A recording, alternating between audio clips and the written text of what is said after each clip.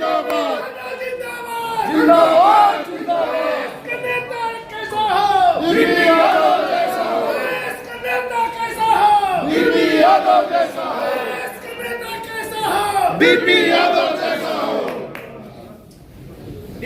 जन्म रख दो जन्म रख दो हम तुम्हारे साथ हैं बीबी यादव को कांग्रेस करो हम तुम्हारे साथ पीछे दिखाई ना देना एक मिनट सर थोड़ा सा फ्रेम बना लीजिए देख आपका हाथ आ रहा है मैम दोस्तों थोड़ा सा पीछे आ जाओ तो क्या पीछे हो जाओ थोड़ा सा साथियों, एनयूपीसी से जुड़े हुए हमारे सभी सम्मानित भाइयों बहनों, मंच पर आसीन एनयूपीसी के बहुत ही पुराने प्रोधा हमारे साथी, यहाँ मौजूद पत्रकार भाइयों, और भी मैं समझता हूं कि नाम अगर लिया जाए तो सैकड़ों का लिया जाए, एक आध से काम चलने वाला नहीं है, क्योंकि बहुत सारे लोग यहाँ मौजूद हैं। और सबसे पहले तो मैं उन साथियों को धन्यवाद देना चाहता हूँ और अपनी जगह बधाई भी उनको देना चाहता हूँ, जिन्होंने दोबारा से इस संस्था को ताकत देने की शुरुआत की है। हालांकि मैं इस बात को नहीं मानता कि एनयूपीसी में कहीं कोई कमजोरी आई है, यहाँ कार्यक्रम नहीं हुए। हम लोगों ने मिलकर के यहाँ से लेके हैदराबाद नहीं, मदुरई, मद्रास, तमिलनाडु, कलकत्ता, बॉम्बे और कश्मीर का वो इलाका, जमुड़ी क्षेत्र जो सरहद का क्षेत्र है, वहाँ भी कार्यक्रम ऐसे वक्त में एनयूपीसी के हमने किए कि जब जम्मू कश्मीर सरकार ने हमसे कह दिया था कि सुरक्षा की हमारी कोई गारंटी नहीं है, लेकिन शुक्र इस बात का है कि उन्होंने सुरक्षा दी थी। आतंकवादियों से हमारी कोई दुश्मनी इसलिए तो नहीं थी कि हम किस वर्ग के हैं, कौन है। हाँ, इस बात की दुश्मनी कल भी थी, आज भी है कि अगर कोई भी व्यक्ति इस देश की तरफ आंख उठाकर इसे नुकसान पहुंचाने का काम करेगा तो एनयूपीसी के हमारे साथी सबसे पहले खड़े होकर के प्रदेश की रक्षा करने का काम करेंगे। तो पूरा अभियान पूरे मुल्क में चला। यहाँ पर ऐसे सैकड़ों साथी हमारे मौजूद हैं कि जो उस अभियान में साथ थे। आज फिर से आपने मुझे सेवा करने का अवसर जो दिया है, मैं ज्यादा नहीं कहूंगा, इतना ही कहना चाहूंगा कि हम अपनी जान पर खेल करके भी एनयूपीसी के अधिकारों की रक्षा करने का काम करेंगे। मुझे अच्छी तरह याद है, यहाँ हमारी महासभा से लेकर के और दूसरे हमारे पिछड़े वर्गों के, अल्पसंख्यक वर्गों के दूसरे साथी यहाँ मौजूद हैं कि जब यहाँ पर हमारे सामने बातें रखी गई थी, मैं अपने आप को परिभाषित नहीं करना चाहता, क्योंकि यहाँ पत्रकार भी बहुत सारे बुद्धिमान और समझदार पत्रकार तो होते ही हैं, यहाँ भी मौजूद है कि वो इस बात को कहना उठाना चाहेंगे, लेकिन इसमें कोई दो राय नहीं कि ये मेरी परिभाषा नहीं है दोस्तों।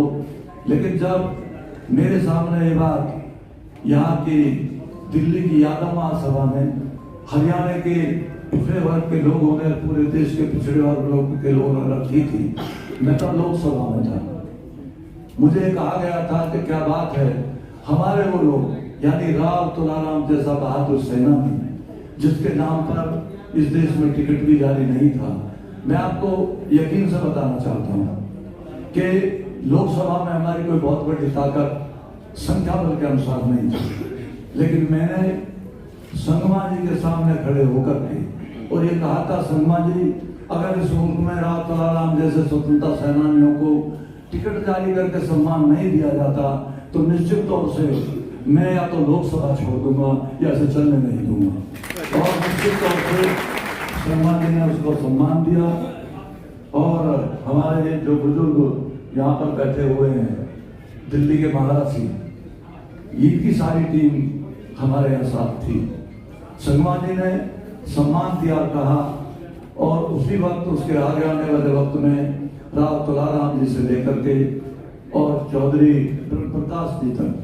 चौधरी प्रकाश जी के लिए मैं इसलिए कहना चाहूंगा, जिस आदमी ने NUBC यानी राष्ट्रीय पिछड़ा वर्ग महासंघ की जो चल रही वो इसलिए शुरुआत हुई कि पिछड़ा वर्ग तब भी उपेक्षा में था। आज तो बहुत सारी सरकारें पिछड़े वर्ग का नाम लेकर के उसे आगे बढ़ाने का काम भी कर रही है, इसमें कोई दो राय नहीं। मैं ये नहीं कहना चाहता किसी सरकार ने पिछड़े वर्ग के लिए काम ही नहीं किया है, लेकिन संख्या बल के अनुसार हमें अपने अधिकार नहीं मिल पाए, इसमें कोई दो राय नहीं है। और जो लोग अभी हमारे एक साथी ने जो यहाँ पर हमारे साथी मौजूद हैं, उन्होंने कहा था NUBC, तो मैं आपको दस्तावेज दिखाना चाहता हूँ। जो लोग बहरूपी के रूप में इस संस्था को हत्याने बात करने की बात कहते हैं, ये चौधरी ब्रह्म प्रकाश जी का दस्तावेज है जो रजिस्ट्रेशन के नाम पर NUBC में यहाँ रजिस्टर करा है। ये ओरिजिनल कॉपी आपको मेरे पास है और इसी के बल पर इसी की अनुयायी में हम लोग NUBC को चलाने का काम शुरू किया था।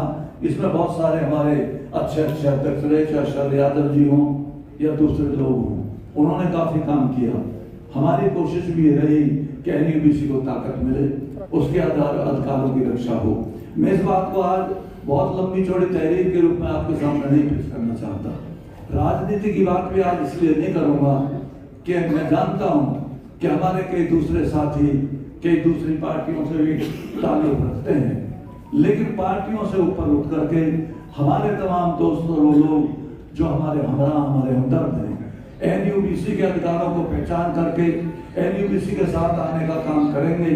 तो मैं समझता हूँ इस देश की बहुसंख्या को आबादी जो राष्ट्रीय पिछड़ा वर्ग महासंघ के नाम से देश में बसती है, जिसने हर कदम पर इस देश का साथ दिया है और जब भी जरूरत पड़ी है, चाहे जंगला का मैदान हो और चाहे कारगिल की पहाड़ की चोटियां हो, आज भी उन अधिकारों की गवाही देती हैं कि हम NUBC के लोग हर बहादुरी से अपने देश की रक्षा करने में सक्षम हैं और देश की रक्षा करते हैं। चाहे परमवीर चक्र विजेता की बात हो और चाहे देश के दूसरे उन ओहदों पर बैठने की बात हो, पिछड़े वर्ग के लोगों ने अपनी काबिलियत के आधार पर अपनी जगह बनाने का काम किया है। आज सवाल इस बात का है कि हमारे बहुत सारे साथी पत्रकारिता में भी हैं, हमारे बहुत सारे हमदर्द और हमारे पिछड़े वर्ग की हमराही में चलने वाले लोग आज बड़े बड़े पदों पर भी है। अगर मेरी आवाज उन लोगों तक पहुंचती हो तो मैं एक ही बात कहना चाहता हूं कि बरसों से वंचित ये समाज, ये ताकत और ये अधिकार चलाने वाले, कहने वाले और मानने वाले लोग आज भी अपनी वंचित उसी पोजीशन में अपने आप को एक निराश्रित और थोड़ी कमजोरी महसूस करते हुए आज भी अपनी जिंदगी को आगे बढ़ाने का काम करते हैं। हमारे कई साथियों ने बहुत अच्छी बातें यहाँ पे रखी, मैं उन सभी को अपने साथ सम्मिलित करते हुए और पत्रकार भाइयों को भी ये कहते हुए कि हमारे किसी से रंजिश नहीं है, हम पार्टियों का धर्मों का नाम लेकर राजनीति करने का काम नहीं करते, बल्कि समाज की उस असली जरूरत को जो समाज को मिलनी चाहिए, जिसके तहत समाज आगे आना चाहिए, समाज की आवाज बन करके जिसको देश के सामने खड़ा होना चाहिए, उसको आवाज को उठाने की बात करते हैं। राष्ट्रीय पिछड़ा वर्ग महासंघ उसी आवाज को उठाने का काम करेगा, उसी को आगे बढ़ाने का काम करेगा। यहाँ पर हमारे बनारस से लेकर के और तमिलनाडु तक के, हरियाणा से लेके पंजाब और उत्तर प्रदेश, बिहार और दूसरे उन प्रदेशों के लोग भी मौजूद हैं। यानी कि हमारे उन साथियों ने जिन्होंने इस आयोजन को आज चलाने, बनाने और यहाँ पर रखने का काम किया है। हमारे कई साथी दिल्ली के हैं, उनको भी कहना चाहता हूँ, आपने एक ऐसी विधा को, एक ऐसे वाक्य को, एक ऐसे कविता को दोबारा से शुरू करने का काम किया है। तो मेरा सोच है कि उस कविता में हम इतनी जान डालने की कोशिश करेंगे कि उसके हर शब्द, हर लफ्ज, हर आवाज इस देश के पिछड़ों की आवाज बन करके आगे आने का काम करेंगे। तो दोस्तों, आप तमाम अलग अलग प्रदेशों से यहाँ पर आए हो, मैं उन सभी साथियों का जो दूसरे प्रदेशों से यहाँ पर हम लोगों की ताकत बन करके खड़े होने के लिए आए हैं, उन तमाम लोगों का शुक्रगुजार हूँ, उन्हें बधाई भी देता हूँ और उनसे वादा करता हूँ कि देश के किसी भी कोने से जहां से भी आपकी आवाज आ जाएगी, एनयूबीसी के बहादुर साथी और सिपाही आपका साथ देने के लिए वहीं खड़े होंगे। मध्य प्रदेश के हमारे एक साथी ने बड़ा जोशीला भाषण दिया। मैं मध्य प्रदेश की हमारे साथी यहाँ पर पटेल जी मौजूद हैं। पटेल जी, एक बार काशीराम जी ने हमसे कहा था शायद कि वहाँ के सामंत लोग हमारी मीटिंग नहीं होने देते हैं। सुखलाल कुशवाहा मेंबर पार्लियामेंट थे, हमारे साथी थे, आज तो दुनिया में नहीं है। मैं उनके साथ यहाँ से गया। काशीराम जी ने कहा कि वहाँ की सामंतशाही इतनी मजबूत है कि हमारे दबे पिछड़े वंचित लोगों को कभी जिंदगी में आगे नहीं आने देंगी। मैंने काशीराम जी से ये सवाल पूछा कि क्या बात है, आप ऐसी बात क्यों कर रहे हैं? उन्होंने कहा मैं एक बार मीटिंग में गया था तो पटेल जी, कौन सा इलाका था? बुंदेलखंड का इलाका था और वहां की सामंतशाही की ये स्थिति थी कि काशीराम जी ने कहा कि जब मेरा भाषण शुरू हुआ तो बाजरे के खेत में से कुछ घुड़सवार चारों तरफ से निकल करके आए और मेरे सामने जो 10,000 लोग खड़े हुए थे वो ऐसे तितर बितर हो गए जैसा उनके ऊपर अन्याय टूट पड़ा। यानी जब मैं अपना भाषण खत्म कर रहा था तो करीबन उस पूरे के पूरे मैदान में करीबन 200 ही लोग बाकी रह गए थे।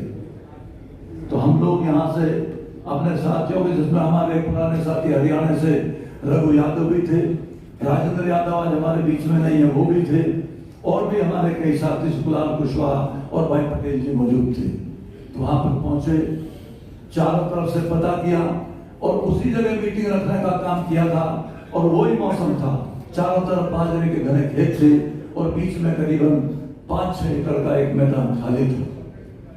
तो मुझसे LIU यानी कि जो संस्था होती है राजनीतिक रिपोर्टिंग करने की सरकार को, उसका एक DSP आकर के मुझसे कहने लगा कि साहब ये तो नहीं जानता कि आपकी मीटिंग सफल होगी या नहीं, लेकिन हम लोग आपकी ड्यूटी में लगाए गए हैं, तो मेरा कहना है कि आप जबान से कोई ऐसी बात ना बोलें जिससे यहाँ की सामंतशाही पर चोट। मैंने उसको आराम से बैठाया।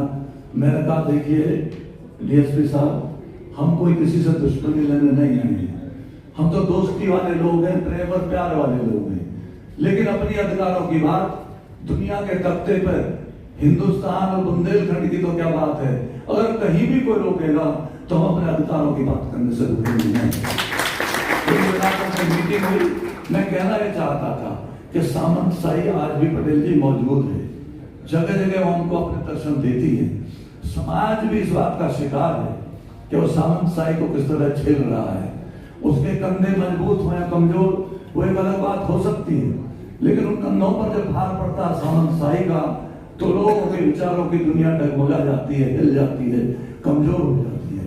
तो NUPC की तमाम ताकत, जिसको राष्ट्रीय पिछड़ा वर्ग महासंघ के नाम से यानी national union of backward classes, जो चौधरी हमारे प्रकाश जी ने सोच के साथ बनाई थी कि हम उस ताकत को पूरे हिंदुस्तान के पटल पर लेकर के चलेंगे, और उन्होंने अपने वक्त में काम भी बहुत किया। हो सकता है हमारे नए साथी उस इतिहास को ना जानते हो, लेकिन अपने आप में चौधरी प्रकाश एक ऐसे योद्धा थे। उनको पूरा समय नहीं मिला, लेकिन उन्होंने NUPC के पटल पर, NUPC के मंच पर बेताल बहुत अच्छा बलिष्ठ काम किया। उसके बाद में लोग आते रहे, ये कारवां चलता रहा, और बाद में आकर के मुझे जिम्मेदारी सौंपी गई तो मैंने ज्यादा नहीं बल्कि कोशिश की कि हिंदुस्तान के करीबन हर प्रदेश में जाकर हम वहाँ के बारे में जाने और देखें। अभी बंगाल के एक साथी यहाँ बोल रहे थे आपके बीच में, मैं उनको यकीन दिलाना चाहता हूँ कि आपके आरक्षण को जबरन काटने का जिसने काम किया, हालांकि ममता जी भी हमारे साथ लोकसभा में रही है, उन्होंने भी 2-4 काम हम लोगों के कहने से किए थे, लेकिन आपको यकीन दिलाना चाहता हूं, आप बंगाल में मीटिंग रखने का काम करना, ममता जी से हम मिलेंगे और आपके आरक्षण की बात हम लोग करने के लिए ये काम हमने उड़ीसा में भी किया था। भाई लक्ष्मण जी मौजूद हैं, वहां के सनातन बेहरा शायद आए हैं या नहीं आए मैं नहीं जानता, लेकिन उन्होंने तब पटनायक वहां के चीफ मिनिस्टर थे, उन्होंने भी आरक्षण देने का विरोध किया था।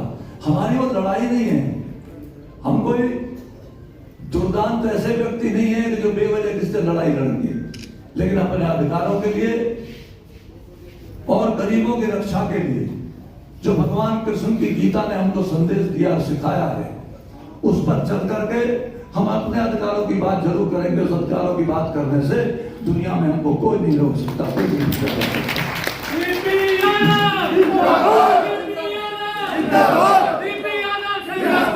हम तुम्हारे साथ हैं। हम तुम्हारे साथ हैं। आप लोगों से कहना सिर्फ इतना ही चाहूंगा कि अपने अपने प्रदेशों से वहां की कठिनाइयों के बारे में, चाहे वो आरक्षण हो, चाहे रोजगार हो, चाहे किसान की बात हो, नौजवान की बात हो, शिक्षा की बात हो, आप लोग लिख करके जरूर हमारे केंद्रीय कार्यालय को सूचित कर दें। कमेटी हम लोग मिलकर के तमाम साथी सलाहकारों और दोस्तों के साथ मिलकर के उनकी राय जानने के बाद ही बनाएंगे और उनमें ऐसे ज्यादातर नौजवानों को भी शामिल करने का काम करेंगे जिनके मन में इस संगठन में काम करने का इरादा है। और आगे आने वाले दिनों में जहां भी मीटिंग रखने की सिफारिश हमारी समिति, हमारे साथी करेंगे, उस मीटिंग को लगा करके उस प्रदेश से हम शुरुआत करने का काम करेंगे। आप लोगों को संदेश भेजने का काम करेंगे। अपने अपने प्रदेशों में जिन जिन साथियों को जहाँ जहाँ जिम्मेदारी मिले, अगर कोई गलती हमसे रह जाए तो जरूर हमको आगाह कर देना, बता देना, और नहीं तो अपने स्तर पर अपने प्रदेश के संगठन को बना करके दिल्ली को सूचित करने का काम कर देना। एक दिन वो ताकत पैदा करके आपको एनयूपीसी इस देश में दिखाएगी कि आपका परचम लाल किले की तरह देश से लहराता हुआ है। तो ज्यादा न कहते हुए मैं उन्हीं पत्रकार भाइयों को ये कहना चाहता हूँ कि पत्रकार भाइयों, आपके हाथ में एक मजबूत कलम है। आप समाज को और लोगों को विचार देने का काम करते हैं। एनयूपीसी वो संगठन है जो संगठन इस देश की रीढ़ है, चाहे संख्या बल की बात हो और चाहे विचारों की बात हो। तो मैं आपसे भी निवेदन करना चाहूंगा कि हमारे इस गरीब संगठन का साथ दो, हमारे उन लोगों के संगठन का साथ दो जो लोग वास्तव में इस देश की मजबूत रीढ़ बनना चाहते हैं। तो चाहे लोकसभा की बात हो, चाहे राज्यसभा की, चाहे विधानसभा की बात हो, सब जगह जाकर के हम इन लोगों के अधिकारों की बात करेंगे। और मुझे तो नहीं लगता, अगर हमारी मांगे सही हैं और हमारे अधिकारों की बात सही है, तो कोई भी राज्य, कोई भी मुख्यमंत्री उसको मानने के लिए मना करेगा। मैं समझता हूं कि जितने भी लोग आज राजनीतिक प्रदेशों में बैठे हैं, कोई भी ऐसा व्यक्ति नहीं होगा जो इंसानियत से परे की बात करेगा। पहले भी लोगों ने माना है और आगे भी लोग। मैं ही वो व्यक्ति आपके सामने खड़ा हूं कि जिसने यानी कि 7 किलोमीटर लंबा जुलूस, यानी अटल जी की सरकार के वक्त में जो महिला को 33% आरक्षण देने की बात सरकार ने उठाई थी, तय किया था। हमने इस देश के करीबन लाखों लोगों को बुला करके और 7 किलोमीटर लंबे जुलूस को पार्लियामेंट लेकर के आए थे। अटल जी ने मुझे बुलाया था और हमारे साथी अटल जी के पास गए थे। उन्होंने कहा था, क्या चाहते हो आप लोग? मैंने कहा, कुछ ज्यादा नहीं चाहते अटल जी, हम चाहते हैं 33% जो आरक्षण महिलाओं को सम्मान देने के लिए किया जा रहा है, उसमें सम्मानजनक स्थिति पिछड़े वर्ग के लोगों की महिलाओं को भी मिले। हमारा आपसे ये मांग करता है और उस लड़ाई को आज भी जारी किए हमारे संगी साथी। वो बात अलग है, पार्लियामेंट में आपकी संख्या कम नहीं है, विधानसभा में आपकी संख्या कहीं पर नहीं है, लेकिन राजनीति में जब निजी स्वार्थ जुड़ जाते हैं तो राजनीति कमजोर हो जाती है। इसलिए जगह जगह पर समय समय पर इस बात को उठाया जाने हर आदमी के अधिकार में है। और मैं पिछड़े वर्ग के आप तमाम साथियों से कहना चाहूंगा कि जब भी अपने अधिकार की बात आए तो पीछे हटने का नाम इसलिए मत लो कि आने वाली पीढ़ियां भी आपसे जरूर पूछेंगे, कहेंगे कि आप इस काबिल थे, आप इस पोजीशन में थे कि हमारे अधिकारों की बात आप कर सकते थे, तो हमको उनके अधिकारों की बात करनी चाहिए। यहाँ पर कई पार्टियों के, अब हमारी बहन सुषमा जी कांग्रेस में है, कोई बीजेपी में है, कोई किसी और पार्टी में है। सवाल पार्टियों का नहीं है, सवाल हमारे अधिकारों का है। सवाल उन बातों का है जिसको लेकर के हमारा समाज अपनी मजबूत ताकत इसलिए बनाना चाहता है कि देश में हमारी ताकत को समझकर या हमारे विचारों को समझकर हमें भी जगह देने की कोशिश की जानी चाहिए। अहिर रेजिमेंट इसी बात का सवाल था जो लोकसभा में मैंने उठाया था, क्योंकि मैंने रिजांगला से लेकर कारगिल तक के इतिहास को पढ़ा है। तो लाखों नौजवानों के पत्र आज भी मेरे पास मौजूद हैं जिन्होंने मुझे लिखा था कि आपके बारे में सुना है, आप तो अपनी बात लोकसभा राज्यसभा में बड़ी मजबूती के साथ रखते हैं। उन लोगों के पत्रों में लिखा था कि इस जाति के लाखों नौजवान सेना में भर्ती होकर के देश की रक्षा पंक्ति में अपना सही सहयोग देना चाहते हैं। मैंने इस बात को लोकसभा में उठाया। इस बात को आगे इसलिए नहीं बढ़ाना चाहता कि हमारे सजातीय एक बड़े नेता जिनका हम आज भी सम्मान करते हैं, कल भी सम्मान करते, रक्षा मंत्री की बागडोर उनके हाथ में थी। हमारी बात मानी नहीं गई, कारण जो भी रहा हो, लेकिन इसमें कोई दो राय नहीं कि बहादुरी का परिचय देने की बात जब कभी पिछड़े वर्ग के लोगों के सामने आई है, चाहे अशोक महान की सरकार रही हो, राजाशाही रही हो, और चाहे आज की मौजूद सरकार रही हो, पिछड़े वर्ग के लोगों ने कभी अपना पीठ दिखाने का काम नहीं किया, बल्कि अपने सीने पर वो दिखाकर इस देश की रक्षा करने का काम किया। तो दोस्तों, ज्यादा नहीं कहता, मैं सिर्फ आपने मुझे शुरुआत करने की, सेवा करने का जो मौका दिया है, मैं समझता हूँ आपकी इस विचारधारा पर कंपटीशन नहीं लगने दूंगा। और जहां भी सवाल पिछड़े वर्ग के लोगों की आएगी, चाहे दिल्ली की सरकार हो और चाहे किसी प्रदेश की सरकार हो, हर प्रदेश में हमारे मजबूत साथी हैं। मैं जानता हूँ वो पूरे लोगों का रजिस्टर आज भी मेरे पास मौजूद है। उन लोगों के साथ लेकर के, उनके नए अनुयायियों को साथ लेकर के, नौजवानों को साथ लेकर के, महिला बहनों को साथ लेकर के हम उस लड़ाई को लड़ने का अंजाम देंगे, उसे आगे बढ़ाने का काम देंगे, उसे मजबूती देने का काम करेंगे। आप आज हमारी ताकत और हमारे सहयोग के लिए यहाँ मौजूद हैं। मैं आप लोगों का शुक्रगुजार हूँ, उन तमाम साथियों का जो दोबारा से इस जवानी में रवानी भरने के लिए, पिछड़े वर्ग को ताकत देने के लिए मौजूद हैं। बहुत बहुत धन्यवाद। जय हिंद, नमस्कार।